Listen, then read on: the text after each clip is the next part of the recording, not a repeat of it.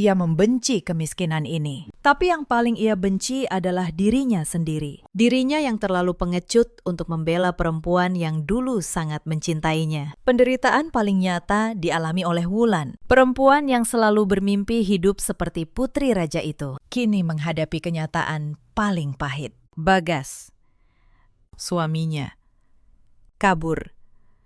Pria itu mencuri seluruh perhiasan Wulan, lalu menghilang tanpa jejak. Ternyata, sejak awal, Bagas hanya benalu yang menanti kesempatan. Tanpa ijazah tinggi dan tanpa keahlian, Wulan hanya bisa melamar sebagai pelayan dan tukang bersih di sebuah rumah makan yang sibuk. Setiap hari, dari pagi hingga larut malam, ia berdiri berjam-jam dengan kaki bengkak. Ia mengenakan seragam yang kotor oleh cipratan minyak, membersihkan sisa makanan orang lain, dan mengepel lantai yang lengket. Tidak jarang,